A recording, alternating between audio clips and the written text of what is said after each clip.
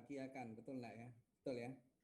Jadi sesuatu yang membahagiakan, seharusnya juga kita bisa menjalani kehamilan ini secara tenang, bahagia, aman, nyaman. Ya. Tetapi banyak sekali keluhan-keluhan yang sering saya dengarkan dari pasien-pasien saya, terutama pasien-pasien hamil, terutama yang baru awal-awal hamil ya, yang baru mengetahui hamil ternyata seperti ini. Dan keluhan-keluhan itu pastinya setiap trimester atau setiap trimester ya, kan ada 3 trimester, setiap trimester berbeda. Jadi misalnya ada keluhan mual, muntah, susah tidur, nyeri perut, dan lain-lain. Oke, nah apa saja yang sebaiknya kita lakukan dan apa saja yang sebaiknya tidak kita lakukan.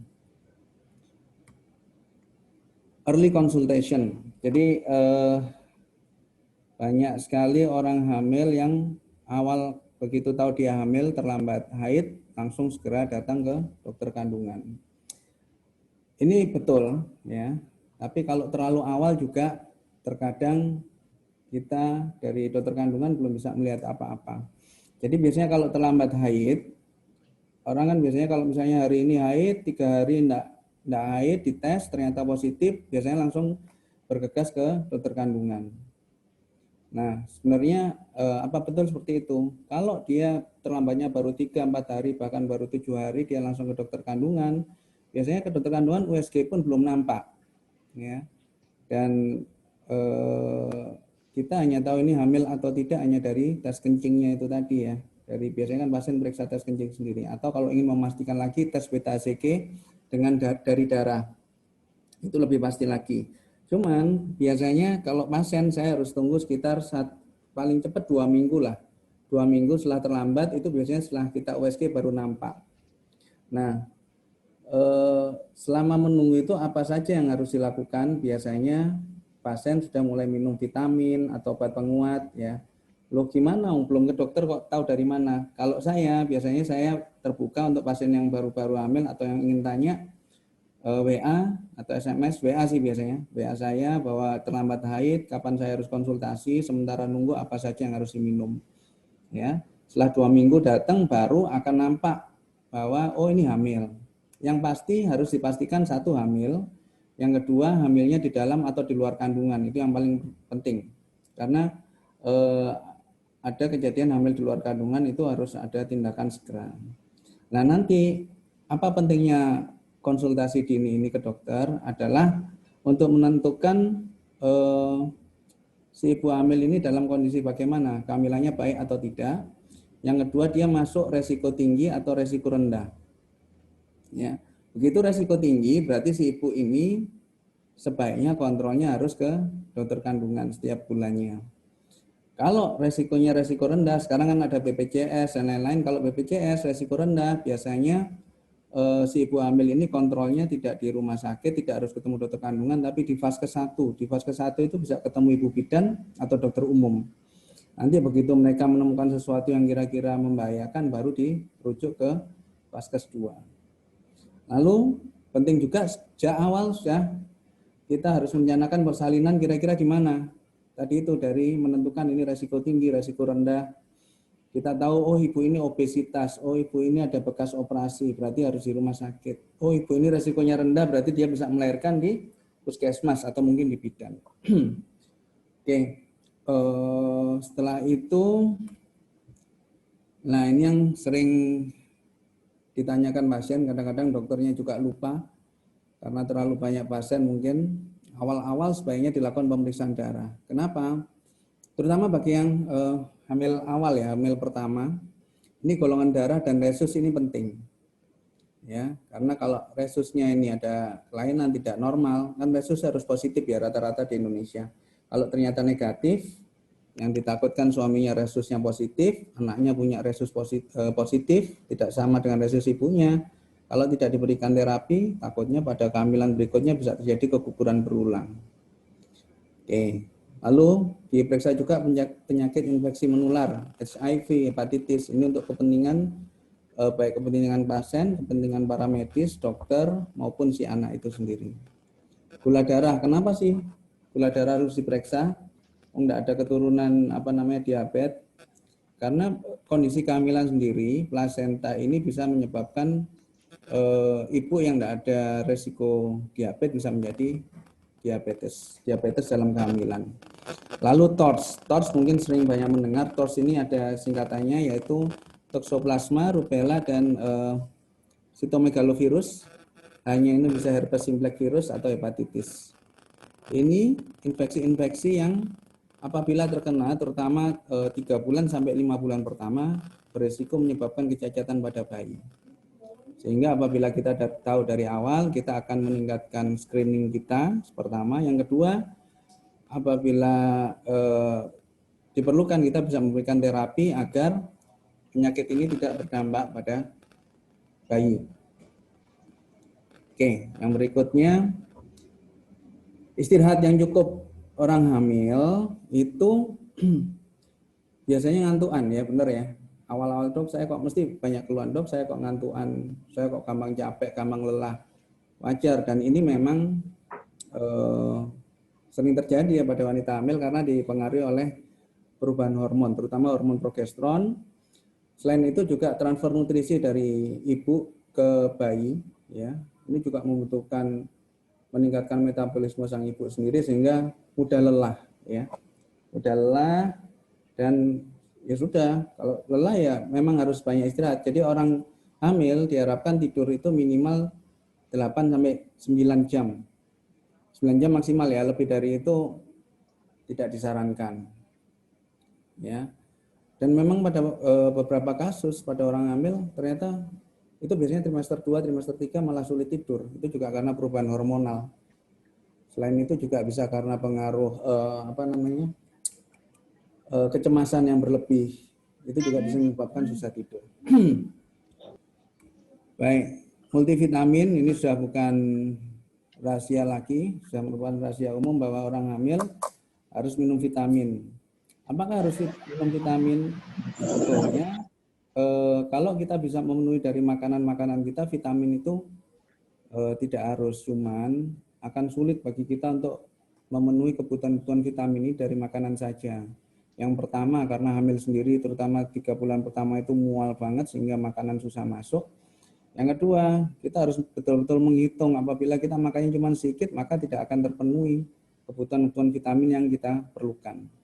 Memang tidak ada formulasi ideal yang khusus untuk vitamin orang hamil, ibu hamil, tapi ada minimal dan maksimal yang bisa kita berikan. Yang paling penting adalah pemberian asam folat, zat besi, vitamin D, dan kalsium. Ya, oke.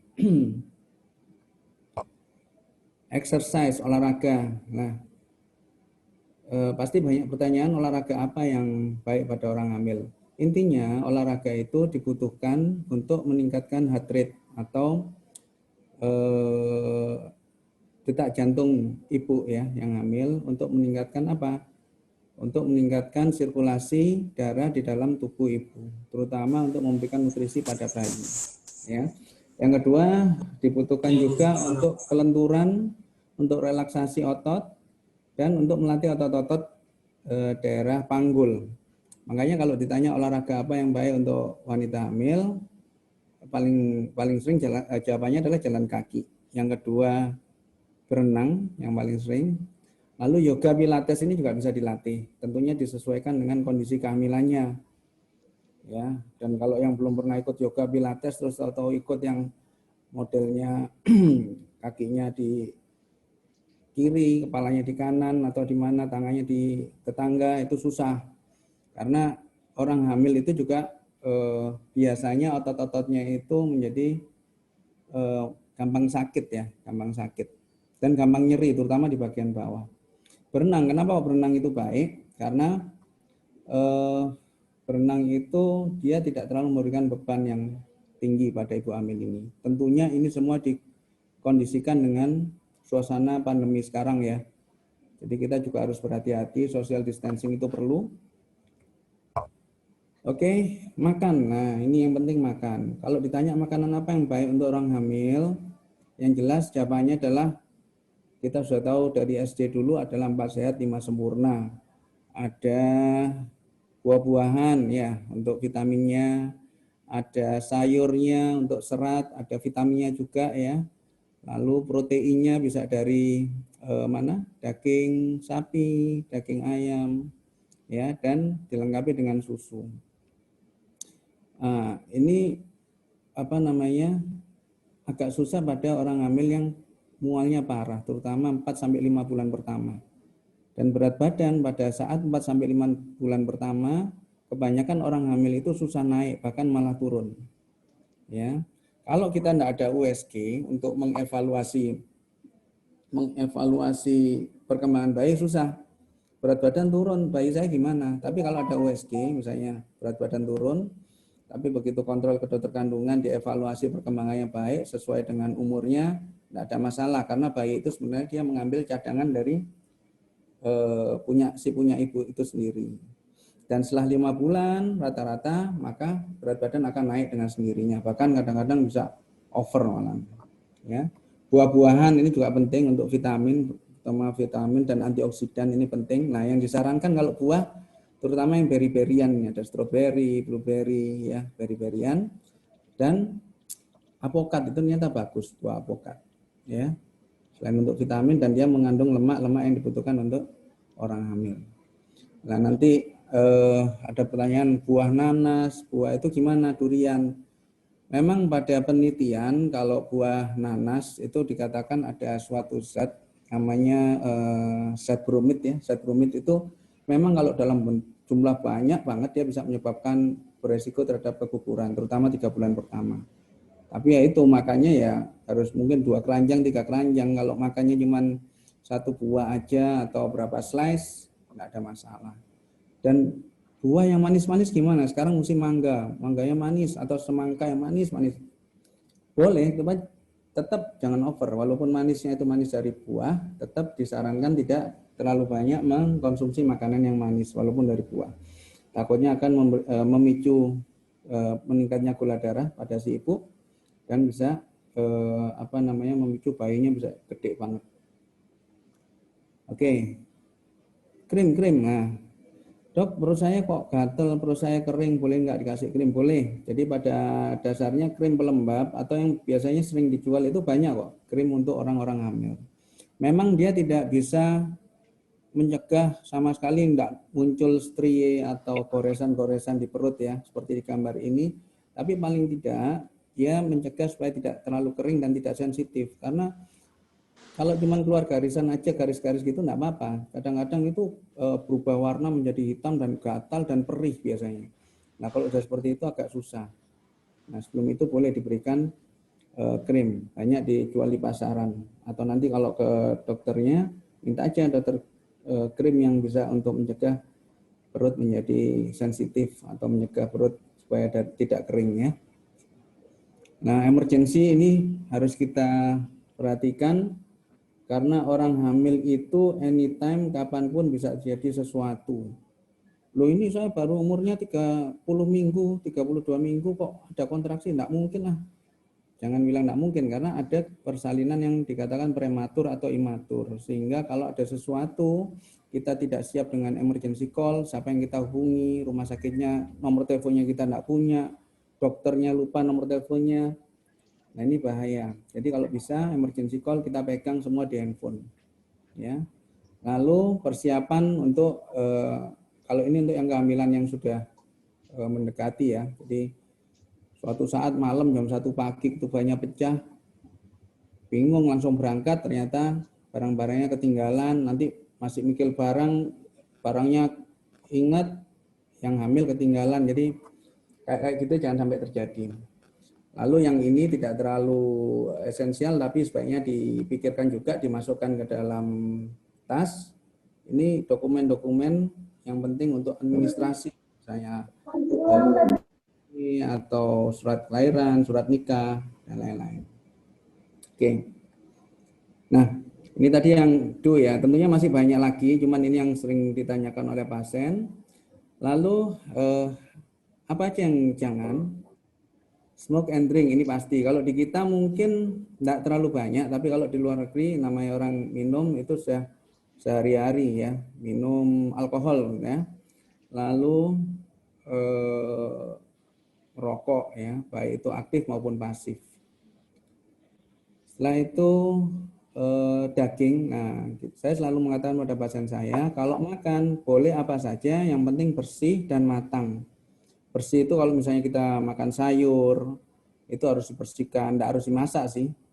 Nah, daging itu harus matang. Kenapa? Karena di dalam daging itu kalau masaknya kurang matang, beresiko terjadi penularan bakteri atau virus yang bisa ikut di dalam daging itu. Walaupun dikatakan makan ikan itu sehat ya, ikan salmon, tapi kan kita tidak bisa mengeliminir bakteri-bakteri atau virus yang ada di dalam itu. Sehingga semua yang kita masukkan ke dalam tubuh sebaiknya dalam kondisi matang, termasuk penularan toksoplasma. Toksoplasma itu yang orang taunya dari kucing, sebenarnya itu enggak secara langsung dari kucing ke kita, enggak. Jadi biasanya dari kotoran kucing, ya, lalu menginfeksi hewan lain, misalnya sapi, ayam, ya, lalu dagingnya kita makan kurang matang, kebetulan itu ada toksonya, kita bisa kena. Kafein pasti sudah tahu semua bahwa kafein tidak baik pada orang hamil, tapi yang bagaimana, ya. Jadi apa aja yang mengandung kafein, ya? Pasti kopi, namanya kopi mesti ada kafein. Minuman bersoda, ternyata minuman bersoda itu ada kafeinnya juga, makanya nggak boleh terlalu banyak. Terus di coklat pun ada, di teh juga ada yang namanya kafein. Tidak terlalu banyak, ukurannya sebenarnya kalau sehari nggak boleh lebih dari 300 mg kafein. Hitungnya gimana ya, susah ya. Cuman kalau kopi sehari 1-2 gelas aja masih nggak apa-apa. Tapi memang sebaiknya sehari 1 gelas aja dibatasi, karena kan kita masih mungkin minum yang lain, minum teh atau minum makan coklat dan lain-lain. Ya, karena bisa memberikan efek pada si bayi itu sendiri. Lalu ini unpasteurized dairy product, jadi kayak susu-susu, produk dari susu yang tidak dipasteurisasi. Pasteurisasi itu suatu proses yang membuat bakteri-bakteri atau virus yang ada di dalam produk susu itu mati. Ya. Nah, banyak pasien, dok saya kok pengen salad, boleh enggak? Salad kenapa kok takut enggak boleh? Kan itu dok, sayurnya itu kan enggak dimasak. Boleh asal tadi bersih, ya, bersih, mencucinya dengan air bersih. Yang kedua, ya itu nanti dikasih mayones, ya tergantung dulu mayonesnya bikin sendiri dari produk susu langsung apa enggak. Ya kalau kita beli di pasaran atau di supermarket atau minimarket itu biasanya sudah melalui proses pasteurisasi, jadi itu aman. Ya, dok saya boleh enggak minum susu kambing atau susu sapi? Boleh, asal jangan langsung dari sapinya. Jadi kalau itu kan prosesnya harus dimasak dulu supaya dia tidak ada bakteri, atau yang ditakutkan bakteri itu apa sih? Bakteri listeria. Listeria itu ini, terutama itu yang berisiko terhadap kehamilan. Kan banyak sih bakteri ya. Sebenarnya kalau bakteri-bakteri biasa aja, tubuh itu sebenarnya masih bisa mengkompensasi, membunuh itu. Tapi listeria ini yang ditakutkan beresiko terhadap si ibu hamil itu sendiri, bahkan bisa menyebabkan cacatan pada bayi. Terutama kalau kenanya awal-awal 3 bulan, 4 bulan pertama. Ya enggak selalu sih, cuman resiko itu ada, sehingga sebaiknya kita lebih berhati-hati. Oke, saya kira sampai situ dulu. Nanti kalau misalnya ada pertanyaan, mari kita diskusikan lebih jauh lagi. Begitu Mbak Didi, terima kasih. Iya dokter, terima kasih. Baik, menarik sekali pemaparannya dokter. Jadi memang ini sudah menjawab beberapa kekhawatiran ya dok. Kayak tadi nanas, katanya nanas nggak boleh. Ternyata kalau makannya 2 keranjang ya dok ya, nggak boleh ya dok. Tapi Ya, kalau misalnya apalagi sama keranjangnya dimakan nggak boleh. misalnya 1-2 potong saja masih boleh ya dokter. Baik, ini sudah ada beberapa pertanyaan yang masuk dokter. Kita bisa langsung berdiskusi dari Bunda Ayu yang pertama. Bunda Ayu sedang hamil usia 25 minggu. Kemudian semingguan ini mengalami sembelit, dokter. Kemudian ada momen juga sampai mengejan terlalu berlebihan sehingga keluar darah, berlangsung 3-4 hari. Nah, apakah sembelit saat kehamilan itu wajar, dok? Kemudian yang kedua, kalau mengejannya berlebihan sampai berdarah, apa pengaruhnya dengan kehamilan dan persalinan, dokter? Lalu yang ketiga, konsumsi buah dan serat yang cukup apakah bisa menjadi treatment untuk mengatasi sembelit selama kehamilan? Oke, langsung saya jawab ya. Ya dokter, langsung Satu-satu jawab dulu. aja langsung. Jadi kehamilan 25 minggu. Jadi kehamilan itu keluhan paling sering pada orang hamil kembung. Kenapa kok kembung? Karena pengaruh hormon estrogen dan progesteron menyebabkan peristaltik usus itu menurun.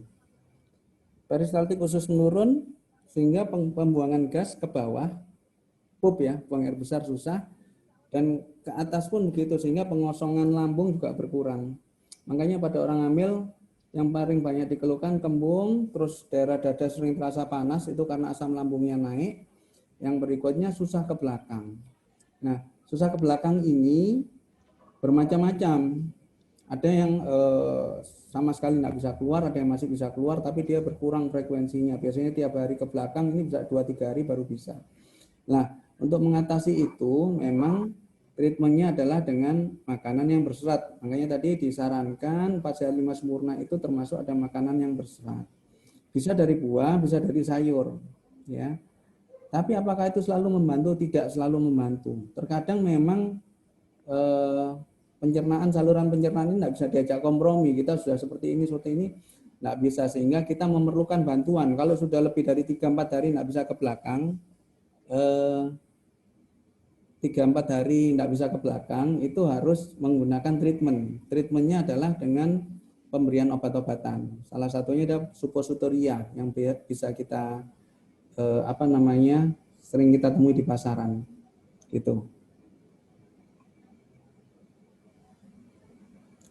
Setelah itu, apakah tadi perdarahan berbahaya? Pada orang hamil itu gampang sekali muncul hemoroid namanya atau ambien. Nah, kenapa kok jadi ambien? Satu, karena perubahan hormon estrogen dan progesteron itu menyebabkan vasodilatasi pembuluh darah menjadi melebar dan dia menjadi lebih lunak. Yang kedua, karena hamil perutnya gede, aliran darah balik, vena yang naik ke atas itu terganggu sehingga dia terjadi bendungan di sana. Terjadi bendungan sehingga gampang jadi hemoroid. Nah, hemoroid ini kalau dipakai ngeten-ngeten begitu memang akhirnya gampang berdarah. Ciri-cirinya darahnya adalah darah segar biasanya menetes, keluar segar. Justru kalau darahnya kehitaman, hati-hati itu bukan dari hemoroid tapi dari pencernaan, saluran pencernaan atas. Nah, itu juga perlu diperhatikan. Apakah berbahaya? Selama berdarahnya tidak banyak ya tidak berbahaya. Cuman ya kita bisa lakukan treatment. Salah satunya dengan obat-obatan oles atau obat-obatan yang bisa dimasukkan ke dalam tubuh itu tadi. Itu Mbak Didi? Ya, baik dokter. Ya. Terima kasih. Jadi memang kalau sudah 3-4 hari kuncinya memang segera mencari pertolongan untuk treatment ya dokter supaya tidak menjadi berlanjut keluhannya. Baik, oke, untuk selanjutnya ada lagi pertanyaan dokter terkait olahraga tadi dokter. Tadi kan dianjurkan jalan kaki. Nah, apakah jalan kaki setiap trimester itu durasinya berbeda? Karena kalau sudah ada beberapa ini merasakan kalau jalan terlalu lama suka kram perutnya. Lalu untuk konsumsi vitamin, apakah boleh menambah dengan vitamin C dengan dosis 1000 mg? Khususnya di masa pandemi seperti ini, dok. Oke, langsung saya jawab. Jalan durasinya pasti berbeda. Semakin tadi betul juga, semakin besar usia kehamilan, maka keluhannya akan semakin banyak. Nyeri-nyeri di mana? Nyeri di perut, terutama perut bagian bawah itu akan sering dirasakan. Sehingga memang kalau sudah kehamilan besar, menyesuaikan setiap orang lain-lain. Jangan sakit dipaksakan sampai ini harus 30 menit, harus 40 menit, jangan. Jadi menyesuaikan setiap orang berbeda. Tapi memang jalan itu penting, satu tadi itu untuk meningkatkan heart rate, detak jantung, yang kedua meningkatkan aliran nutrisi dari ibu ke bayi, sama memompa darah sehingga tidak gampang terjadi varises pada kaki ibu. Nah, yang bagus bagaimana? Kalau masih awal-awal memang berjalan itu minimal 30-40 menit itu sudah cukup. Jalan biasa tidak perlu terlalu jalan cepat ya, agak cepat. Kalau jalan biasa juga tidak terlalu memberikan efek yang baik. Lalu kalau vitamin C 1000 mg, apakah memang vitamin C bisa diberikan sampai 1000 mg? Tapi kita memang melihat kebutuhan. Karena gini, orang hamil itu kerja ginjal sama kerja jantung meningkat, ya, terutama kerja ginjal. Kalau kita minum vitamin C, kita minum terus yang dosisnya tinggi, tanpa cairan yang cukup, maka itu akan beresiko memperberat kerja ginjal. Dan ini akan muncul masalah lain nanti. Sebenarnya enggak apa-apa, silakan 1000 mg dan cari vitamin C yang slow release. Jadi artinya yang diminum yang dia enggak langsung dipecah saat itu, jadi pelan-pelan dia. Dalam sekian jam baru dipecah, sekian jam dipecah gitu. Selain enggak mengganggu selain tidak mengganggu lambung, dia juga tidak berbahaya buat ginjal. Minumnya orang hamil minimal 1,5 liter sehari. 1,5 liter, kalau bisa 2 liter sehari. Terus gimana kalau yang mual-mual, muntah-muntah? Ya Pak, minuman yang ada ukurannya. Anggap aja dalam sehari harus habis. Sedikit-sedikit, tidak harus langsung banyak. Gitu. Itu Mbak Didi? Ya, baik dokter.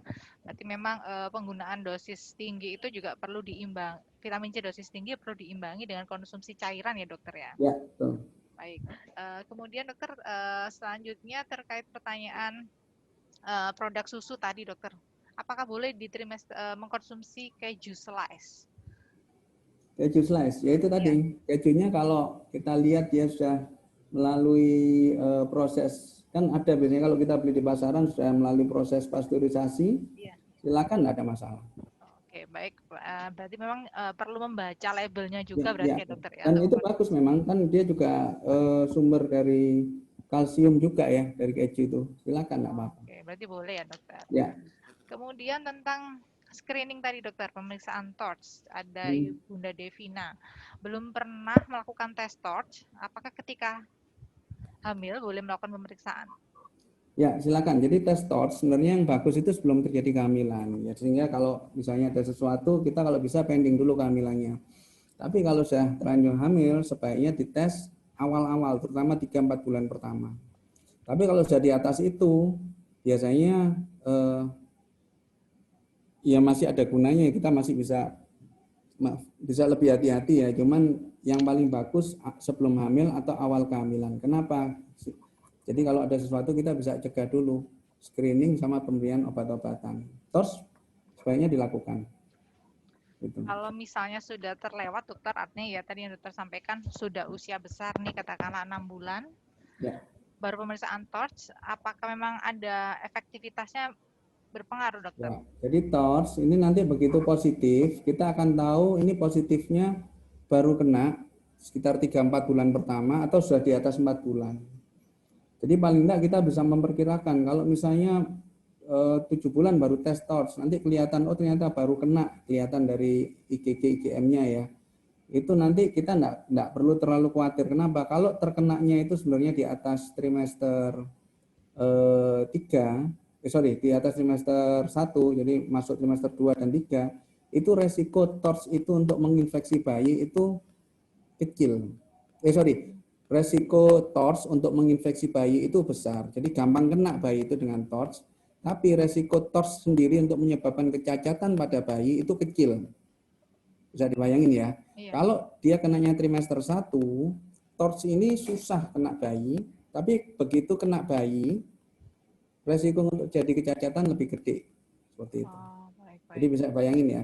Tetap penting karena ini untuk kehati-hatian kita juga setelah bayi lahir, kita juga perlu memeriksakan sebenarnya pada bayi apakah TORCH ini dia masuk ke dalam darah bayi, sehingga kalau masuk ya kita perlu bayi ini diobservasi atau dilakukan pemeriksaan tertentu seperti itu. Oke, baik, terima kasih informasinya. Ini penting sekali dokter untuk diketahui bunda-bunda juga. Kemudian terkait makanan nih dok, ini ada beberapa pertanyaan terkait makanan selain keju slice tadi, makan kurma dokter. Trimester 1 dan 2, apakah diperbolehkan? Ya, kurma itu bagus 1, 2, 3, bahkan pada saat mau melahirkan pun kurma itu dengan gizinya, kadar gulanya juga itu sangat bagus untuk membantu stamina ibu mau melahirkan, terutama yang lahir normal ya. Kalau operasi kan malah nggak boleh makan apa-apa puasa, tapi stamina itu bisa diambil dari kurma karena apa, dia tidak perlu makan banyak tapi dia gizinya sudah cukup.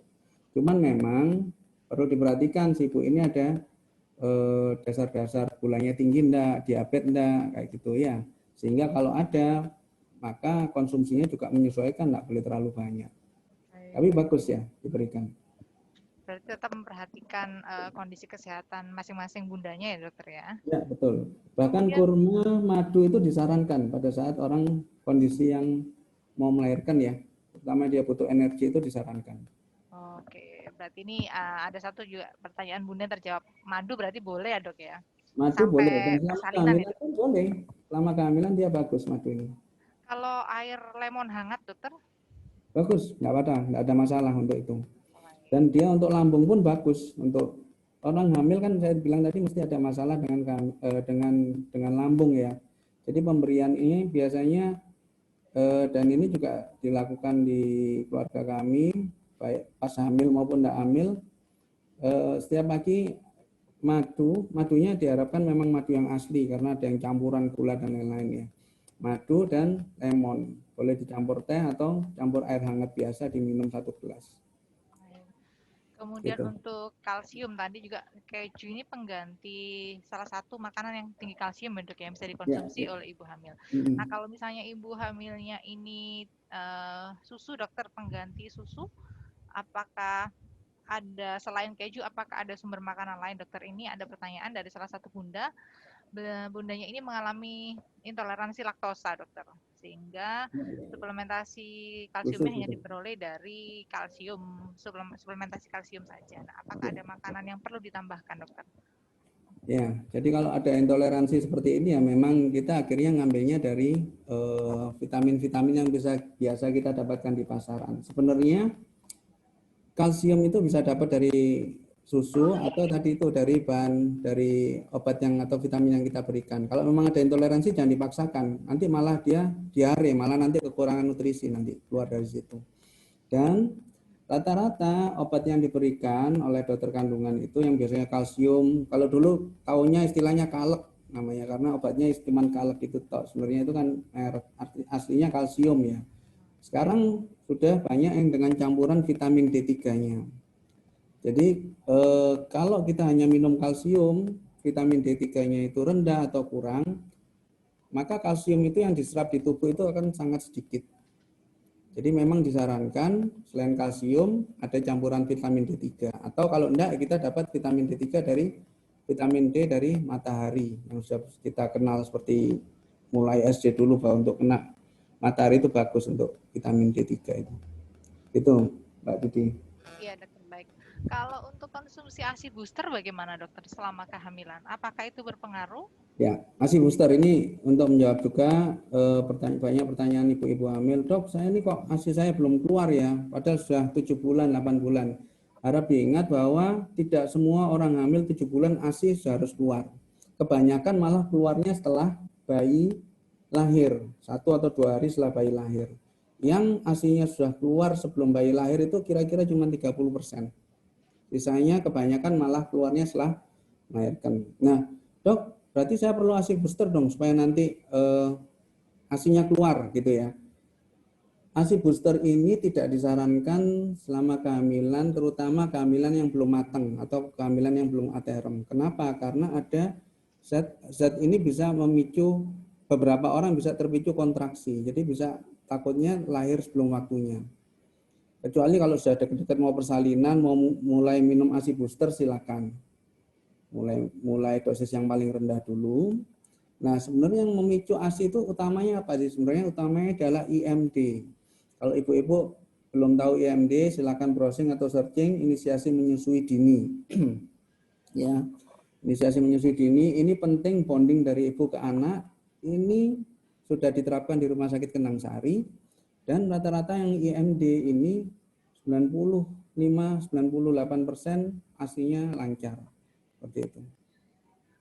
Itu Mbak Didi. Ya, baik dokter. Jadi memang ASI booster ini dikonsumsinya lebih baik malah seharusnya setelah bayi lahir ya dokter ya, karena nanti kan atau mendekati persalinan aterem. Tapi kalau ada rencana operasi dari awal, misalnya dengan kondisi plasenta previa atau sungsang, jangan minum dulu, takutnya kontraksi dulu tadi sebelum operasi. Baik. Kalau pernah ada juga kan dokter pendapat yang mengatakan perawatan payudara saat kehamilan. Jadi biasanya kan bunda-bundanya ini khawatir karena putingnya datar atau putingnya tenggelam. Nanti kalau misalnya nggak dirawat sejak hamil, nanti nggak bisa nyusuin. Nah, itu apakah boleh dok saat ini dilakukan? Perawatan, nah pokoknya semua yang memanipulasi daerah areola, terutama daerah puting susu, itu bisa memicu otak mengeluarkan hormon oksitosin. Itu bisa menyebabkan kontraksi sebelum waktunya. Jadi tidak disarankan untuk memanipulasi di daerah areola atau puting susu. Tapi kalau untuk memasaj, ya silakan, tidak apa-apa. Itu kadang-kadang sudah mulai ada kayak rasa ngerenjel gitu ya. Silakan dimasaj, tidak apa-apa. Tapi jangan manipulasi di daerah areola atau puting susu. Itu boleh dilakukan kalau kehamilannya sudah 37 minggu ke atas, silakan. Malah disarankan. Gitu, Bu. Oke, baik dokter. Berarti boleh masas tapi di area payudaranya, hindari area Ya. areola dan puting. Seperti itu nggih, Dok ya. Ya. Kemudian untuk bunda yang ingin melahirkan normal, dokter, apakah ada batas toleransi mata minus? Oke. Karena kan ada yang berpendapat kalau mata minus sebaiknya Ya. tidak melahirkan normal. Nah, ini benar atau tidak benar? Ya. Ini termasuk banyak juga masalah, Dok, saya minus 6 ini harus operasi. Sebenarnya ini terjadi kontroversi antar dokter mata sama antar dokter mata sendiri sama antar dokter kandungan sendiri. Jadi tidak ada batasan khusus. Saya punya, jadi kalau ada minus di atas 4, selalu saya konsultasikan ke dokter mata. Nanti dari dokter mata akan melihat bagaimana kondisi retina di pasien tersebut. Kalau retinanya kelihatannya dia mudah terjadi ablasi atau tekanannya itu beresiko pada saat mengejan nanti dia lepas, bisa menyebabkan kebutaan, maka tidak boleh mengejan. Biasanya disarankan untuk operasi. Atau ada sekarang bisa dilakukan laser dulu sebelumnya. Nah, berapa batasannya? Tidak selalu. Saya pernah punya pasien 5, minus 5, itu boleh mengejan. Ada yang minus 4, tidak boleh. Jadi setiap orang berbeda. Memang sebaiknya diperiksakan. Tapi kalau sudah 8 ke atas, ini dari profesor kami di Sutomo mengatakan kalau sudah minusnya 8 ke atas, walaupun menurut dokter mata tidak apa-apa, maka sebaiknya dilakukan tindakan operasi. Karena ternyata beberapa memang benar-benar terjadi ablasi atau terjadi kebutaan pada saat mengejan. Itu, Mbak Didi. Ya, berarti memang lebih amannya adalah kontrol ke dokter mata ya, dokter, Ya, untuk memastikan. nanti minta rujukan dari dokter kandungannya.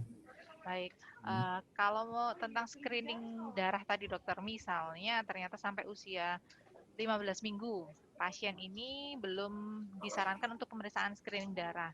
Apakah bisa pasien meminta atau datang langsung ke lab untuk melakukan screening Ya. darah? Bisa aja langsung datang ke lab, tapi sebaiknya tanya ke dokternya. Karena ada kondisi-kondisi khusus yang misalnya, oh pasien ini perlu ditambahin pemeriksaan ini. Jadi setiap pasien kadang-kadang tidak sama untuk screeningnya, ada tambahan. Bisa aja mungkin dokternya terlewatkan, mungkin pasiennya banyak ya, bisa terlewatkan, minta aja. Atau mungkin dokter itu punya alasan tersendiri. Oh, enggak perlu screening karena ada ini misalnya loh ya. Atau sebelumnya pernah periksa baru 2-3 bulan yang lalu. Jadi sebaiknya ditanyakan saja. Dan kalau untuk datang ke lab sebaiknya minta pengantar dari dokternya. Sehingga ada yang bertanggung jawab, nanti kalau ada sesuatu bisa langsung dari lab itu, mungkin kalau ada emergensi dia akan menghubungi dokternya itu. Jadi memang poin pertama tadi yang konsultasi itu memang penting ya, Dok ya. Artinya kan dari sana dokter bisa menentukan treatment apa untuk pasien A, pasien B, seperti itu ya, Dok. Termasuk high risk atau low risk, apakah pasien ini perlu harus kontrol tiap bulan atau 2 minggu sekali atau mungkin 2 bulan sekali gitu. Ya, jadi buat bunda-bunda yang join hari ini jangan lupa untuk datang ke dokter untuk mengkonsultasikan kehamilannya, seperti itu. Nah, ini ada pertanyaan lagi, Dok, mandi saat malam. Oke, boleh apa tidak? Mandi saat malam boleh apa enggak? Enggak apa-apa sih. Malam sekali. Enggak apa-apa ya, Dok ya? Apa-apa. Lampunya dinyalakan, soalnya kalau malam gelap kalau lampunya enggak dinyalakan. Baik, dokter. Air hangat ya tapi gini, pada orang hamil, nah ini mandi air hangat, air panas boleh enggak? Sebaiknya air hangat ya. Air hangat, jangan yang, kalau suka yang panas banget tidak disarankan. Orang hamil juga disarankan untuk sauna atau berendam di hot tub apa yang panas itu tidak disarankan karena bisa meningkatkan suhu di dalam ketuban itu sendiri. Jadi pertanyaan mungkin ada nyambungnya gitu, boleh air hangat tapi jangan yang terlalu panas karena dia tidak baik untuk bayi juga. Air hangat ya, Dok ya, berarti ya. Baik, dokter. Kemudian pertanyaan selanjutnya, perutnya sering kembung dokter saat kehamilan awal. Ya, ini seperti saya Mengatasinya bilang tadi. bagaimana? Seperti saya bilang tadi, pelingkempung. Jadi salah satu untuk memperbaiki peristaltik usus dengan cara banyak aktivitas. Mungkin jalan, mungkin pokoknya aktivitas. Memang orang hamil kan rasanya ngantuk terus, memang harus tidur. Cuman ada batasnya, maksimal 9 jam. Di luar itu lakukan aktivitas. Yang kedua, kalau memang masih mengganggu sampai di dada rasanya panas, silakan minum obat-obat mah, itu silakan boleh. Tapi kalau Boleh. nggak yakin obat mah apa, boleh tanya ke dokternya dulu. Tapi Baik. kebanyakan obat mah itu aman sih. Memang ada yang nggak aman, tapi kebanyakan aman. Sebaiknya tanya ke dokternya dulu ya. Nah, kalau tentang penggunaan obat dokter, berarti memang ada beberapa obat yang tidak aman untuk ibu hamil ya dokter ya. Betul. Nah, untuk kalau demam dokter, obat apakah yang aman? Artinya yang mengandung kandungan apa yang aman untuk ibu hamil? Paracetamol yang paling sering saya gunakan untuk nyeri, pusing, demam, itu diberikan. Paracetamol berarti dok. Paracetamol aman. Dia enggak tembus plasenta, jadi dia enggak masuk ke bayi. Kalau Molekulnya misalnya besar soalnya. anti nyeri seperti itu dok, seperti misalnya asam mefenamat seperti itu bagaimana? Aman. Cuman hati-hati lambung ya, karena golongan kayak paracetamol, anti nyeri itu semua juga akan biasanya kalau yang enggak tahan lambungnya yang kena biasanya. Berarti memang buat bunda yang sedang hamil, kalau mau mengkonsumsi obat, pastikan berkonsultasi lagi. Ya. Karena untuk memastikan apakah obat ini memang aman atau tidak. Ya. Kemudian tentang kenaikan berat badan janin dok. Ini ada bunda 34 minggu hamilnya, kenaikan BB bundanya hampir 20 kilo. Ibunya ya? Ibunya dokter. Nah, apakah hal ini normal kenaikannya? Ataukah harus diet? Nah, kalau diet, seperti apa dietnya? Sebelum hamil beratnya enggak tahu ya ibunya beratnya berapa? Tidak disampaikan sih dokter. Ya, oke. Jadi gini, ibu hamil itu ada yang sebelumnya awalnya kurus, ada yang awalnya sudah gemuk, atau yang awalnya sudah obes. Ya. Semakin ibu ini gemuk, semakin ini ibu obes, pertambahan berat badannya enggak boleh banyak-banyak. Kalau obes itu malah disarankan naiknya cuma 10 sampai 9 sampai 10 kilo. Tapi yang susah biasanya dia tetap. Nah, untuk 20 ini obes nggak obes kebanyakan juga sih 20 ini. Ya. Jadi diet apa yang disarankan? Tidak disarankan tidak makan. Jadi ada yang aduh saya nggak makan lah biar berat badan saya nggak nambah. Jangan, tetap makan tapi sesuaikan yang diperlukan oleh bayi, terutama sayur, buah itu dipenuhi. Karbohidrat ini tidak. Nah ini nanti dietnya dikurangi adalah karbohidrat ya. Karbohidratnya bisa karbo kompleks, karbohidrat yang lebih gampang dipecah dari makanan, misalnya dari baby potato atau nasi merah, atau mungkin kalau pengen roti gandum kayak gitu-gitu. Lalu manis-manis otomatis harus dihindari. Tetap tubuh butuh manis, tapi manis sebenarnya dari buah, dari itu kan sebenarnya sudah ada. Hindari minum yang manis-manis, minum sirup, es teh manis, es krim, kayak gitu-gitu, es teler, cincau, es puter ya, kayak gitu-gitulah. Itu dihindari. Sama aktivitas. Dipakai jalan, pakai gerak. Kalau sudah melakukan itu tetap gemuk, ya enggak apa-apa, sudah apa-apa boleh buat. Cuman kita harus cari faktor lain kenapa kok ibu ini gampang seperti ini. Kita lihat, periksa gula darahnya terutama. Apakah gula darahnya spiking atau meningkat? Kalau dia meningkat, hati-hati, harus berikan obat-obatan, terutama insulin. Ya, jadi kalau over, nah pertambahan berat badan ini ada yang ibunya tok yang besar, ada yang ibu dan bayinya yang besar. Kalau hanya ibunya yang besar, berarti ada yang salah dengan manajemen makan atau metabolisme si ibu sendiri. Makanannya sudah seperti tadi kok dok, tapi berarti ada masalah di metabolisme lemak si ibu ini sendiri. Itu sudah tidak bisa diapa-apakan. Tapi kalau si bayinya ikut besar, hati-hati, ini bisa masuk ke arah diabetes pada kehamilan tadi. Jadi harus diperiksakan. Baik, itu ya. Jadi memang untuk memanage kenaikan berat badan ini, kalau misalnya memang kenaikan terlalu banyak, berarti mengubah pola makan ya dokter ya, mengganti karbohidratnya menjadi karbohidrat kompleks. Ya, Seperti itu, betul. dan menghindari makanan manis karena Yes. tadi ya kecenderungan Dan nanti jangan lupa ada air minum 2 liter sehari itu sangat membantu untuk mencegah pertambahan berat badan yang berlebih. Oh, oke. Ah, ini tips nih bunda-bunda. Jadi perbanyak air minum minimal 2 liter ya dok per hari. Yes, yes. Ya, Ya baik. rata-rata 2 liter, minimal 1,5 liter. Minimal 1,5 liter. Nah, Botol ini mineral yang gede itu. menjawab beberapa pertanyaan bunda-bunda yang khawatir tentang kenaikan berat badannya dokter. Ya. Kemudian selanjutnya kehamilan pertama ini sering mengalami mimisan dokter atau gusi berdarah. Nah, apakah hal ini wajar ya dokter? Nah, jadi yang pasti kehamilan sendiri itu bisa membuat, tadi mungkin saya pernah menyinggung sedikit, hormon progesteron ini bisa menyebabkan pembuluh darah menjadi mudah membesar dan menjadi rapuh. Makanya pada orang hamil ada yang gampang mimisan, padahal cuman istilahnya ngupil ya, cuman ngupil gini kok keluar darah, atau kesentuh sedikit berdarah, atau sikat gigi biasa dari gusi keluar darah, atau giginya bengkak-bengkak, itu sudah bawaan. Artinya apa? Itu masih wajar selama yang dia keluar darahnya tidak berlebihan. Kalau berlebihan, ya terpaksa harus pasang tampon, dimasukkan ke dalam sini. Tapi kalau enggak, cukup dikompres saja sudah. Dan itu sering terjadi pada orang hamil.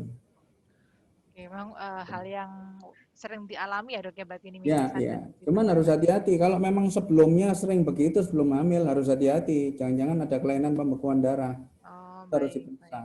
Tangannya sering lebam-lebam. Katanya digigit setan itu kalau malam bangun-bangun. Itu hati-hati ada gangguan pembekuan darah. Harus diperiksakan. Ya, baik, dengan catatan memang hal yang wajar terjadi kehamilan, dengan catatan sebelumnya memang belum pernah terjadi. Tapi kalau sebelumnya sudah sering mengalami riwayat mimisan, kemudian gusi Ya, berdarah atau lebam-lebam, perlu waspada ya dok ya hati-hati. Ya, terkait betul. kondisi yang tadi. Baik. Selanjutnya tentang keguguran dokter pertanyaannya. Jadi ini kapan harus kontrol ke dokter? Apakah menunggu darah berhenti atau segera begitu tahu keguguran langsung ke dokter? Kemudian yang kedua, ini pertanyaan yang mirip juga, keguguran dengan kasus blighted ovum, dokter. Nah, apakah benar hal ini disebabkan karena infeksi mulut rahim? Dan Oke, yang penanganannya pertama. bagaimana? Oke, yang pertama dulu, kalau keluar darah apakah harus segera ke dokter? Memang paling enak sih kalau kita punya line khusus ke dokter, kecuali kalau dokter kita sibuk ya, mungkin beliau apa namanya juga seorang pejabat di suatu universitas atau apa, agak susah untuk dihubungi. Tapi paling enggak kita punya line khusus ke beliau, entah minta nomor WA-nya atau teleponnya, sehingga kalau ada emergensi kita bisa paling enggak tanya dulu apa yang harus dilakukan. Nah, kalau keluar darah, bercak darah, itu wajar pada 3 bulan pertama, 4 bulan pertama kehamilan. Asal tidak banyak, satu. Yang kedua, biasanya di celana dalam dia hanya menggores begitu. Warnanya pink atau merah kehitaman, itu wajar. Tapi kalau dia keluarnya banyak, itu harus segera ke rumah sakit. Kenapa? Kita tidak tahu ini fase awal akan keguguran atau dalam proses keguguran atau sebenarnya janinnya sudah keguguran. Ya. Dan harus dicamkan juga pada ibu-ibu, kadang-kadang ibu-ibu berpikir, wah ini gara-gara perdarahan terus jadinya meninggal atau terjadi keguguran. Belum tentu juga, bisa yang terjadi adalah bayinya meninggal dulu atau dia tidak berkembang di dalam, karena terjadi seperti itu, hormon-hormonnya turun, lalu terjadi keluar darah. Jadi keluar darah itu bisa penyebab atau bisa akibat daripada kondisi keguguran atau janin yang tidak tumbuh. Nah, blighted ovum itu istilahnya, blighted ovum itu kehamilan kosong, bagi ibu-ibu yang belum pernah dengar. Kantongnya tumbuh, tapi janin di dalamnya tidak ada. Itu penyebabnya bukan infeksi, biasanya paling sering adalah ada masalah pada sel telurnya. Karena kita tahu sel telur pada wanita itu setiap bulan keluar rata-rata 1 setiap bulan, dan tidak semua sel telur itu baik. Apabila sel telur itu tidak terbentuk inti sel di dalamnya, ketemu sperma, dia jadi, tapi karena inti selnya tidak sempurna atau tidak ada inti selnya, maka tidak terbentuk janin. Jadi sebenarnya tidak ada hubungan dengan infeksi. Baik. Itu. Ya, terima kasih dokter. Ya. Kemudian ini pertanyaan lagi dokter tentang GERD saat kehamilan. Nah, cara mengatasinya bagaimana? Kemudian dari ibu yang sama, yang kedua pertanyaannya adalah kalau hanya mengkonsumsi Folafit dan Formikal atau dan Folamil Genio, apakah nutrisinya sudah terpenuhi? Usia kehamilannya 25 minggu. GERD Makannya itu keluhannya 2 kali ya, sehari, dokter. Makannya 2 kali sehari, porsinya sedikit. Karena ya, tadi ya. mual itu. Ya, justru itu yang bisa memicu GERD itu sendiri ya. Jadi memang pada orang hamil saya tahu bahwa makannya itu susah. Kalau makannya susah, memang satu kita paksa. Kalau enggak bisa dipaksa, kasih obat. Dengan obat membaik enggak, kita bisa makan, minum enggak. Kalau enggak ya terpaksa kita dapat asupan dari infus. Kalau kondisi sudah masuk ke dehidrasi sedang. Nah, kalau sudah terjadi keluhan-keluhan seperti itu, GERD, obat-obatan diperlukan. Maka segera hubungi dokter kandungan, minta obat-obatan mulai dari obat MA sampai obat untuk mencegah mualnya itu sendiri. Lalu, tadi apa tadi? GERD, Makan, dokter. ya, makan itu memang, Makannya 2 kali sehari, yang ya, konsumsinya yang diminum adalah sedikit. Folafit, Formical B, Oke. dan Folamil Genio. Makan kalau 2 kali sehari nutrisinya cukup enggak apa-apa, kan yang dibutuhkan adalah nutrisi itu dalam 1 hari. Tapi kalau cuma 2 kali itu pun cuma 2 sendok kurang. Ya, atau mungkin apa ya, kurang 2 sendok. Jadi sebaiknya lebih baik sedikit-sedikit tapi sering, diusahakan seperti itu. Nanti kalau misalnya susah bisa diakali, misalnya apa namanya, yaitu tadi dengan cara minum itu sudah ada takaran sehingga kita tahu hari ini kita sudah minum berapa cc. Lalu makanan pun sudah kita pilah-pilah ya, atau kemana-mana kita bawa roti atau jajan yang bisa kita masukkan. Lalu kalau vitamin, sebenarnya kalau makanan kita cukup, vitamin kayak yang tadi sebut merek ya, Folamil, Folafit itu cukup. Cuman bedanya Folafit sama Folamil, kalau Folafit itu sisinya cuma asam folat aja. Kalau Folamil dia lebih lengkap, ada DHA, ada asam folat, tambah darah. Jadi memang sebaiknya pilih vitamin yang lebih lengkap. Jadi Jadi memang rasanya kalau makannya cukup, Folamil tok atau Folafit cukup. jadi kalau untuk mengatasi mual yang males makan dengan porsi banyak, berarti makan sering porsi kecil ya, Dok ya? Iya, porsi kecil habis sering. Oke, berarti memang Begitu pernah makan jangan langsung wah enak ini, tak habisin 1 piring. Muntah biasanya. Tetap baik. sedikit, nanti ditambah lagi diulang gitu. Iya, berarti membawa bekal kemana-mana ketika bepergian Ya, ataupun di rumah pun nyemil-nyemil itu boleh loh Bunda, supaya mengakali rasa mualnya itu ya dokter ya. iya betul. Dan itu 5 bulan kok maksimal rata-rata. Ada yang 5 lebih itu bulan ya dok cuma ya. 1-2% aja. Baik. Lain-lain 5 bulan selesai biasanya. Oh ya, siap dokter. Terima kasih informasinya. Nah, tentang makanan dokter tadi kan di pemaparan slide disampaikan bahwa ikan atau daging mentah sebaiknya dihindari, kafein juga dibatasi, produk susu yang tidak terpasteurisasi juga sebaiknya dihindari. Nah, apakah ada bahan makanan lain dokter yang harus dihindari? Misalnya makanan, ini kekhawatiran ibunya ini, apakah ada bahan makanan yang bisa memicu perilaku hiperaktif pada anak ketika anak dilahirkan? Ya, ya. Ini ibu-ibu, kebanyakan ibu-ibu hamil sudah tahu. Jadi makanan yang selain yang raw tadi, ada makanan yang bisa apa ya,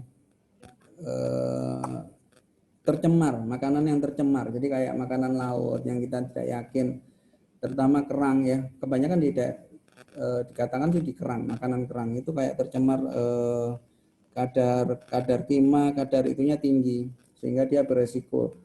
Dan itu biasanya lebih baik dihindari, terutama pada ibu-ibu hamil yang punya riwayat keluarga yang ada hiperaktif atau sekarang yang autis ya. Itu dihindari makanan terlalu banyak dari makanan laut yang kita kira-kira mudah tercemar. Kayak kerang sih, saat ini kerang yang paling sering dihindari.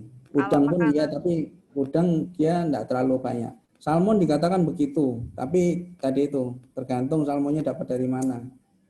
baik-baik, Ya. berarti memang kerang Kalau ya kita dok yang pengen sebaiknya dapat nutrisi yang bagus, salmon itu kalau di sini itu yang penggantinya nggak hanya bagus itu bandeng. bandeng gitu ya. Jadi nggak harus salmon, kan salmon kerennya salmon, tapi di sini sebenarnya kita punya bandeng. Bandeng. Cuman hati-hati durinya banyak. Beli yang Ya, cabut duri dokter. iya.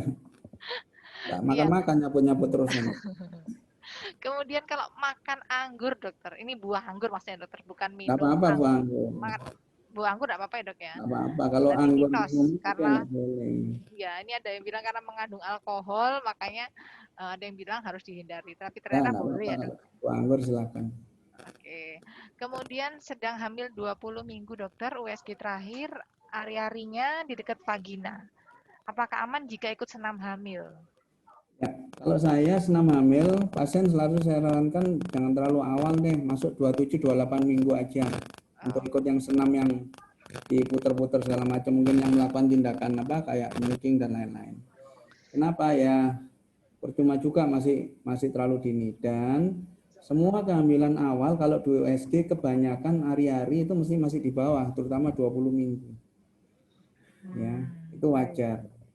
Ya. Jadi memang Jadi nggak usah aspeknya takut, masih bisa naik kok itu. ya, kalau senam berarti menunggu 27 minggu ya Ya, dokter? walaupun banyak menyarankan awal ya, tapi kalau Iya. saya pasien-pasien saya sarankan 27-28 minggu baru. Oke, baik dokter. Kembali lagi ke konsumsi makanan nih dokter. Nah ini ternyata memang pembahasan yang menarik untuk dibahas ini. Susu kedelai dokter, mitosnya untuk ibu hamil yang sedang mengandung anak laki-laki dapat menyebabkan kelainan LGBT. Nah ini semisal kelainan ukuran kelamin yang kecil atau sifatnya feminim. Ya, Hoax ya. atau fakta itu dok? Susu keledai ya. Kedelai dokter. Susu kedelai. Susu kedelai. Jadi kedelai itu memang bisa meningkatkan kadar estrogen, ya. Cuman tadi itu mau minum kedelai, susu kedelai berapa sih? Berapa botol sih sehari, ya kan? Dan nggak ada hubungannya dengan LGBT. Memang kalau kondisi ada beberapa kehamilan yang memang sensitif terhadap hormon estrogen, sehingga 2-3 bulan pertama kalau mengkonsumsi makanan yang mengandung kedelai, tahu, tempe, susu kedelai, itu bisa memicu keguguran. Itu pada pasien-pasien yang mempunyai gangguan pada enzim G6PD namanya. Tapi itu jarang banget. Nah, yang ditakutkan tadi feminisasi karena hormonnya memicu hormon estrogen. Kalau minumnya cuman 2-3 gelas sehari itu enggak ada masalah. Jadi silakan. LGBT bukan karena status hormon yang diberikan pada saat hamil, tapi lebih karena psikologis. Baik, terima kasih dokter. Ya. Kemudian konsumsi jamu dokter. Nah ini kan memang di beberapa masyarakat masih banyak yang mengkonsumsi jamu, kan istilahnya apa jamu adem-adem atau apa ya dok, banyak beredar di masyarakat. Nah ini kalau misalnya kunyit asam dok, ini apakah disarankan untuk ibu hamil? Nah Kalau kemudian kunyit ya terus daun sirih dokter, kalau saya mengkonsumsi daun sirih itu apakah aman? ya, kunyit asam itu kayak sinom, kunyit asam masih enggak apa-apa, atau yang mengandung jahe itu silakan, enggak apa-apa, karena dia juga bisa merupakan anti inflamasi atau anti radang pada jamu tersebut. Jadi silakan, cuman apapun itu kalau over juga enggak baik juga, karena kita harus ingat semua itu yang kita masukkan akan melibatkan ginjal untuk bekerja. Tetap walaupun kita minum itu airnya harus banyakin, jangan minumnya jamu aja sehari. Air tetap. Jadi kerja ginjal sama kerja jantung akan menurun atau enggak terlalu diporsir kalau cairan kita cukup. Baik. Ya. Kalau yang harus dihindari apa dokter? Apa itu? Misalnya jamu yang harus dihindari. Nah, jamu yang harus dihindari kan banyak jamu pegelinu, jamu apa segala macam. Kita enggak tahu isinya apa. Kadang-kadang orang habis minum jamu seger ya. Tapi ternyata jamu itu ada campurannya obat, campuran kodrek, berapa kita enggak tahu. Jadi hati-hati. Kalau jamu yang kita yakin ini isinya sinom atau silakan. Baik. Paling aman buat sendiri ya dokter ya. Kalau memang ya. misalnya sempat nih. Ya beli ya enggak apa-apa, tapi yang kita harus lihat juga tempatnya juga. Iya, baik-baik. Dan pastikan tadi minum air putih minimal 2 liter. Ya. Itu. Kemudian dokter penggunaan sunscreen. Nah ini nih, apakah diperbolehkan di muka dan badan atau malah harus dihindari? Boleh, silakan apa-apa. Boleh ya dok ya? Boleh. Nah kalau untuk kosmetik sendiri dokter, apakah kosmetik ada? itu boleh asal bukan yang itu, yang pengelupasan yang memang untuk kecantikan ya. Jadi kalau kosmetik itu hanya sebagai foundation, pelembab, habis gitu untuk tadi itu sunscreen, itu silakan, ada apa-apa, enggak masalah. Kan yang ditakutkan dulu itu masuk ke pori-pori, Iya, aliran betul, darah masuk dokter. bayi, ternyata enggak terbukti. Termasuk Kalau ngecat rambut kan iya, ibu banyak toh. iya dokter. Boleh enggak saya ngecat rambut? Tergantung merek catnya apa, saya bilang. Cat tembok apa cat itu. Tapi gini, itu tetap tidak, ya walaupun sekarang penelitian tidak terbukti, tapi tetap disarankan sebaiknya jangan dulu. Nah, Terutama 3 bulan pertama. jadi untuk cat rambut hindari dulu ya dok ya. Ya. Termasuk Tapi pelurusan penelitian mungkin tidak dokter. terbukti dia menyebabkan kecacatan pada bayi, enggak. Cuman memang kebanyakan dokter bersepakat sebaiknya dihindari dulu sampai paling tidak di atas 3 bulan. Di atas 3 bulan. Kalau pelurusan, pengeritingan juga sama ya dokter ya. Dihindari Ya, dulu ya di sama. Itu trimester kan awal. ada obatnya, ini enggak apa-apa. Oke, baik. Baik dokter. Kemudian ya, ini pertanyaan lagi tentang keguguran dokter. Kalau keguguran alami, nah ini harus kontrol ke dokternya kapan? Keguguran alami begitu ada kita curiga keguguran ya harus kontrol dong. Harus dilihat. Betul enggak ini keguguran atau masih fase awal dari keguguran, sehingga kalau masih awal kita bisa berikan obat-obatan untuk mencegah. Gitu. Baik, baik. Ya. Oke. Nah, Sedini baik. mungkin. Ya, kemudian pertanyaan lagi dokter. Pemeriksaan di trimester awal, HIV dan hepatitis, apakah bisa dilakukan di puskesmas? Bisa, bisa. Dan itu sudah merupakan standar dari puskesmas. HIV, hepatitis sudah standar mereka diperiksa. Apakah perlu pengantar dari Kalau SPOG atau puskesmas bisa mereka sudah langsung? standar dari dokternya sendiri atau petugas puskesmas sudah standar. Bisa langsung ya dok. Baik. Nah, kemudian ini ada juga yang menanyakan tentang riwayat vertigo dokter. Ya. Di awal kehamilan sering pusing, puyeng. Nah, ini mengatasinya bagaimana?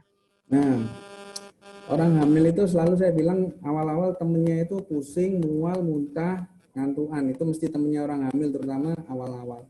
Kenapa kok jadi pusing? Karena seperti saya bilang tadi, pembuluh darah melebar, aliran darah yang ke otak menjadi berkurang.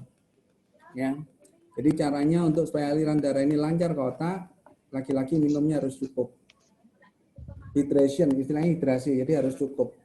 Lalu kita bayangkan kalau pembuluh darah melebar, cairannya kurang, kerja jantung itu akan berat sekali. Tapi kalau cairannya cukup, kerja jantung akan lebih ringan. Sehingga aliran darah yang ke otak menjadi lebih mudah. Nah, selain itu kalau sudah minumnya cukup masih pusing, bantu juga jantung ini untuk mengalirkan darah ke otak dengan cara apa? Posisi tiduran kakinya naikkan lebih tinggi. Itu bisa membantu. Yang ketiga kalau sudah sudah begitu juga tetap masih, ya harus dicari apa ada kelainan organik lain atau memang karena dia kurang elektrolit atau bisa karena tensinya bagaimana, itu harus dicari dan bisa dibantu dengan obat-obatan. Kalau obat-obatan konsultasikan dengan dokter spesialisnya ya. Oke, baik dokter. Jadi memang kembali lagi rutin kontrol akan membantu kita untuk memastikan apakah ada keluhan selama kehamilan dan bila ada bisa segera dilakukan treatment tadi ya dok ya. Ya. Kemudian ini tentang kepercayaan yang banyak di masyarakat dokter. Minum air rebusan kacang hijau katanya membuat rambut bayi nanti jadi tebal ketika lahir. Sama halnya kalau minum air kelapa. Nah itu bagaimana dokter? Ya, sebenarnya kalau itu hanya mitos sih, rambut jadi tebal, terus air kelapa membuat mitos. Sebenarnya air kelapa itu betul kalau memang kita kekurangan cairan, elektrolit, itu akan meningkatkan stamina. Tapi ada yang bilang kalau makan degan hijau nanti bayinya jadi putih, bersih, nggak ada hubungannya. Justru kalau bapaknya, ibunya hitam, anaknya putih, kita, lu anak sopo itu ya, curiga nanti malah. Ya, sama juga rambutnya ibunya jarang-jarang, bapaknya kalau saya ini jarang-jarang rambutnya. Ya mungkin kalau anak sih bisa aja tebel, tapi dia ada gen untuk menjadi tipis pada saat nanti dia dewasa atau tua. Jadi sebenarnya vitamin itu memang dibutuhkan, terutama untuk pembentukan rambut dan lain-lain, tapi bukan dengan minum kedelai terus jadi tebal, itu enggak. Yang vitaminnya yang penting. Baik. Ya. Jadi ternyata itu mitos ya bunda-bunda kalau Mitos minum aja. air rebusan kacang Mungkin hijau. dulu karena nggak ada vitamin, kedelai itu bisa, kan dia mengandung antioksidan, ada vitamin E. Vitamin E memang dibutuhkan untuk itu. Ya betul baik. Juga, tapi kalau sudah cukup vitamin, rasanya nggak harus minum kedelai bergelas-gelas gitu. Terjawab nih, jadi itu mitos atau fakta. Ya, baik dokter, apakah kita mau buka sesi bertanya langsung untuk 2 penanya saja? Boleh? Iya. Baik, silahkan Bunda bisa raise hand. Kalau mau bertanya langsung dengan Dr. Hendra, saya berikan kesempatan pada 2 penanya saja. Silahkan yang ingin bertanya bisa menggunakan mode raise hand. Oke. Ada yang mau bertanya langsung, Bunda? Silahkan. Bisa raise hand dan menyalakan videonya. Ada? Atau sudah terjawab semua ini? Oke. Ada dengan Bunda Indah. Silahkan menyalakan videonya, Bunda. Bunda Indah, silahkan. Kalau mau bertanya. Ya, Assalamualaikum Dr. Hendra. Assalamualaikum, Bu Indah. Terima kasih atas kesempatan waktunya Mbak Suster juga sebagai moderator. Jadi saya mau tanya dok, ini kan saya lagi hamil untuk anak kedua. Cuman waktu anak pertama itu ternyata ketika lahir HB-nya rendah 9 gitu dok. Antara 8 Namanya sampai... ya? Ani, bayinya dok. Oh, bayinya, ya. Nah itu karena saya udah hamil lagi kedua, saya ingin pencegahannya bisa kira-kira apa yang dilakukan ya dok? Apa konsumsi perlu tambahan zat besi atau mungkin harus menghindari apa gitu dok? Gitu. Maaf, anaknya sudah diperiksa nggak ada kayak talasemia atau kelainan darah? Normal semua ya? Normal semua dok, hanya memang HB-nya rendah. Jadi waktu lahir sempat ada indikasi harus transfusi darah. Aduh itu kan saya langsung pusing dok ya. Jangan sampai anak kedua saya ada kayak gitu lagi gitu dok. Terima kasih sebelumnya. Iya, makasih Bu Indah. Terima Sebenarnya kasih, kalau Bu si Indah. bayinya ini tidak ada masalah dengan darah, memang ini lebih berhubungan ke nutrisi sang ibu. Jadi kalau sudah dari riwayat itu, si Ibu Indah sendiri ini harus lebih, kita lebih aktif untuk memeriksa HB-nya, terutama HB. Ya. Dan itu pertama. Yang kedua, pada saat persalinannya sendiri, kadang-kadang ada apa namanya, pada saat persalinan ini saya tidak tahu yang Bu Indah ya, tapi ada yang bisa menyebabkan ini kalau si ibunya pada saat mau persalinan dia perdarahan, keluar darahnya banyak. Ya, mungkin ada placenta previa atau apa, itu bisa menyebabkan itu juga. Atau memang apa namanya, ada obat-obatan yang dikonsumsi oleh Bu Indah yang bisa menyebabkan HB-nya turun. Tapi kalau selama ini hanya minum vitamin biasa, ya berarti tidak ada masalah. Saran saya untuk kehamilan kedua, dicek trimester 2, trimester 3.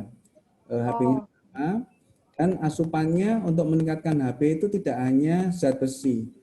Asam folat itu ternyata dibutuhkan juga untuk meningkatkan HB. Dan itu dari makanan juga ya Bu Indah ya. Oke dokter. Oke baik dokter. Terima kasih untuk jawabannya dokter. Semoga lancar yang kedua ini ya. Ya, terima kasih dokter. Ya, terima kasih Bunda Indah. Satu penanya lagi yang mau bertanya langsung silakan.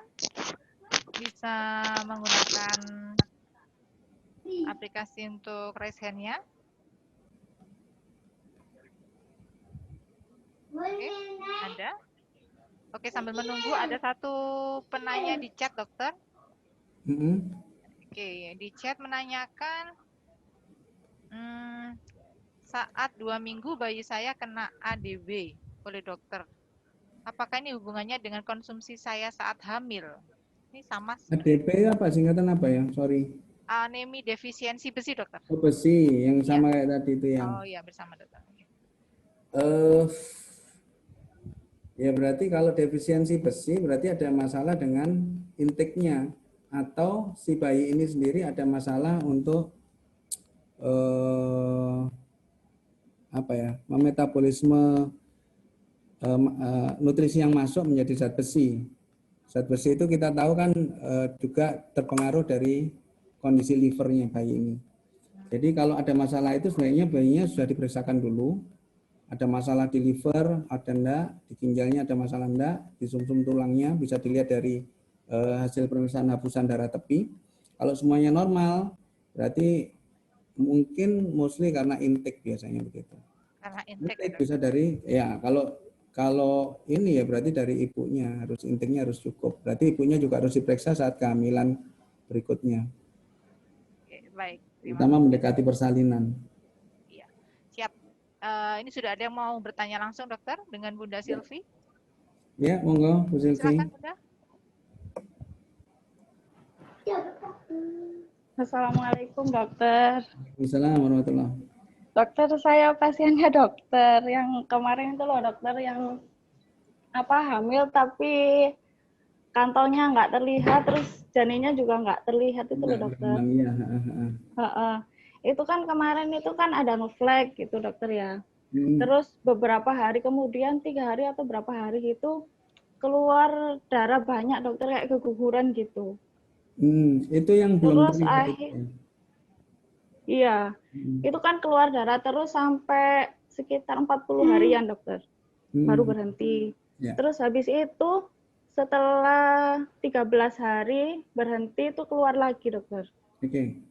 Sampai sekarang ini.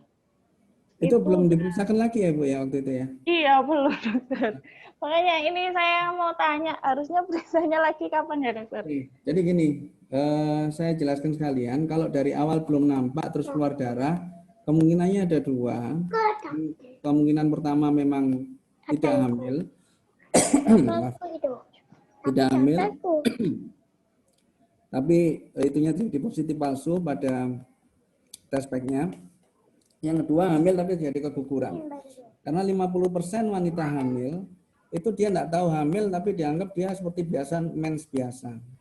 Nah, kalau ini terjadi keguguran, ada 2 yang pertama adalah dia keluar tapi tidak bersih, sisa-sisanya dinding-dindingnya masih ada. Yang pertama, yang kedua kemungkinannya dia keguguran sudah bersih tapi dia hormonnya belum kembali normal sehingga harus diatur hormonnya. Makanya kalau saya seperti ini diperiksakan lagi di abdomen dari perut, kalau emang nggak jelas harus USG dari bawah untuk memastikan. Setelah itu baru kita tahu kira-kira ini kira-kira sudah bersih hanya hormonnya saja. Ini memang masih ada sisa, harus kasih obat untuk membersihkan itu. Itu Bu. Untuk sekarang kan masih keluar darah ya dokter. Itu periksanya nanti kalau sudah berhenti atau sekarang Sebenarnya sudah bisa? diperiksakan langsung Bu. Soalnya takutnya itu tadi kalau masih ada sisa dia akan terus keluar darah terus, nanti takutnya ibunya juga anemi nanti. Darahnya suka ini pusing dokter. Ya, keluar darah terus kan pusing akhirnya. Anemi tadi kan salah satu keluarnya pusing. Berarti meskipun sekarang masih keluar darah, kontrol bisa ya dokter? Iya. Memang sebaiknya nggak harus nunggu selesai dulu ya dokter ya? Enggak. Supaya mencegah itu tadi, kalau ada, karena gini, kalau ada sisa kita biarkan lama enggak dikasih obat, takutnya nanti dengan obat saja dia enggak bisa keluar sisanya itu. Malah nanti harus dikuret segala macam. Kita kan kalau bisa menghindari hal-hal yang seperti itu. Tapi kira-kira ini kasar nggak dokter? Nah, enggak ada yang ngasih, pokoknya diperiksa kita lebih baik. Ini sudah 60 harian sih dokter dari ini keluarnya darah itu. Ya, enggak apa-apa diperiksakan. Kasar ya dokter ya, sudah kasar ya? Enggak. Saya takutnya tadi kalau nggak bersih gitu loh dokter. Ya, kalau nggak bersih. Tapi kalau ternyata hanya hormonal ya sudah, kita treatment hormon selesai sudah. Kalau saya kontrol kan masih keluar darah, saya takut. Nah ini kemarin kan suami saya masih sibuk terus dokter, jadinya sampai ini keluar lagi belum sempat kontrol. Ya kemungkinannya 2 itu Bu soalnya. Jadi kalau hanya masalah hormon gampang, sudah dikasih obat sudah beres. Iya dan. Gitu. Saya bisa program hamil lagi kira-kira sebulan 2 bulan lagi. Iya dokter. Ya. Berarti meskipun masih keluar bisa nggak dokter kontrol ya? Datang aja nanti kita. Ya. Terima kasih. Terima kasih dokter. Assalamualaikum. Dokter. Ya, satu penanya terakhir dokter. Ya. Keluhan susah tidur. Nah, ini bagaimana mengatasinya supaya bisa tidur cepat dokter? Bunda ini tidurnya biasanya di atas jam 1 malam. Ya. Dan suka sekali tidur terlentang. Nah, baiknya tidur yang nyaman buat ibu hamil ini miring kemana kah dokter? Miring ke kanan kah atau miring ke kiri? Apakah ini ada pengaruhnya? Ya, betul. Tadi susah tidur saya sempat sebutkan bahwa pada orang hamil ada juga yang susah tidur. Penyebabnya macam-macam. Susah tidur itu bisa karena kalau awal-awal kehamilan bisa karena mual, kecemasan dan lain-lain. Tapi biasanya terutama karena masalah hormonal memang. Ya. Jadi agak sulit. Banyak pasien saya yang mengeluh susah tidur, kebanyakan saya hanya menyarankan aktivitas sore dan jangan tidur siang. Siang sore dilakukan aktivitas. Lalu coba kalau minum susu tidak ada masalah. Malam ya sekitar jam 7 jam 8 malam coba minum susu hangat. Susu hangat itu dapat meningkatkan hormon melatonin, dapat dapat menekan kecemasan dan bisa menyebabkan tenang. Coba dipakai tidur. Dan susahnya lagi kalau orang hamil itu sudah susah tidur, begitu tidur gampang bangun, masalahnya begitu. Ya kan? Nah, obat-obatan tidak disarankan. Jadi saran saya tadi itu pakai aktivitas sore, siang, jangan tidur. Atau kalau malam susah tidur, yang enak yang enggak kerja ini memang. Jadi kalau malam memang susah tidur, diganti, dibalik berarti. Dia pada saat pagi, mendekati siang itu, pakai tidur. Jadi nanti jamnya tidurnya akan terpenuhi yang tadi 7-8 jam sehari itu. Itu ya, Bu Mbak Didi. Ya, baik. Terima kasih dokter. Pembahasan kita menarik sekali hari ini dokter. Baik, kita sudah sampai ke penanya terakhir. Sebelum kita mengakhiri sesi ini dokter, ada rangkuman atau satu pesan khusus yang ingin dokter sampaikan untuk bunda-bunda yang hari ini sudah bergabung dengan kita? Nggak banyak sih pesan, cuma satu aja. Di era informasi yang sekarang ini banyak sekali kita dapat informasi dari WA, Instagram, dari Google, kita mau tanya apa. Nggak apa-apa kita cari informasi, tapi selalu konfirmasikan ke dokter masing-masing atau mungkin ke bidan masing-masing atau tenaga kesehatan masing-masing. Kenapa? Karena satu kondisi wanita hamil belum tentu sama dengan kondisi wanita yang lainnya. Sedangkan yang kita baca di informasi lain itu kan general. Jadi kadang-kadang ada yang si ibu itu sampai ketakutan, nggak bisa tidur, marah-marah setiap ketemu suaminya marah-marah, hanya karena dia cemas. Nah, kalau ada masalah apa atau pertanyaan yang kira-kira mengganggu, jangan sungkan, langsung tanyakan ke dokter kandungannya.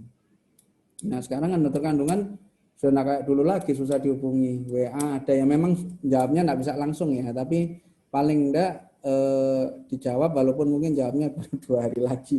Tapi paling enggak kalau ada sesuatu, konfirmasikan ke dokter dan jangan takut tanya.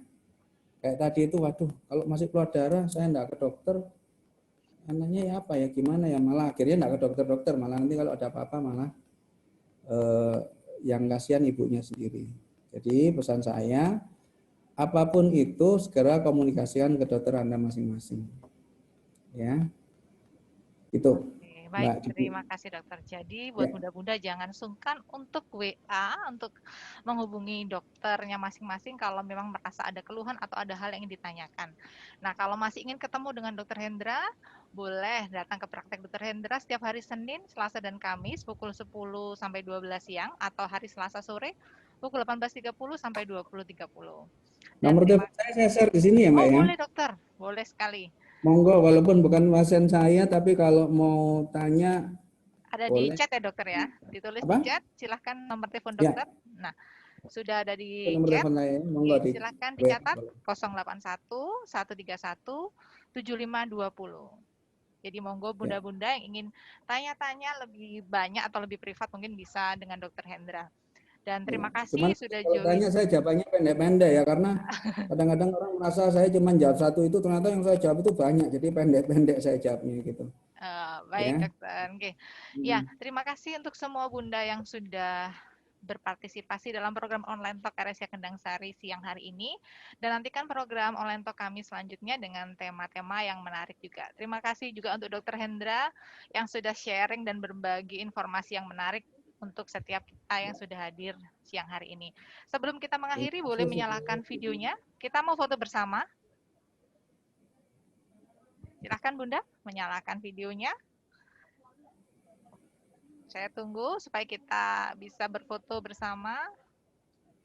Masuk IG nanti ya Mbak ya?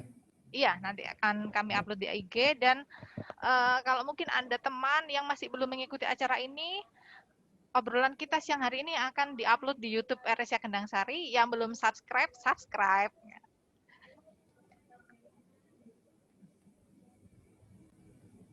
Oke, masih ada beberapa yang belum menyalakan. Saya tunggu. Oke. Silakan dinyalakan dulu sebentar. Kita mau berfoto. Amin, amin. Makasih. Bunda Indah, Bunda Umu, Bunda Dea, Bunda Iva, Bunda Linda, Bunda Nia, Bunda Aulia. Mohon menyalakan videonya. Bunda Selvia. Oke. Bunda Ros, Bunda Nanda, Bunda Ika, Bunda Rifatul, Bunda Kurin, Bunda Nisrina, Bunda Dina. Oke, sudah banyak yang menyalakan. Oke, kita mulai berfoto. Boleh silakan pose yang terbaiknya. Oke, saya ambil dari yang layar pertama dulu. 1, 2, 3. Mohon menunggu sebentar. Oke, selanjutnya saya ambil untuk yang selanjutnya. Oke. 1, 2, 3.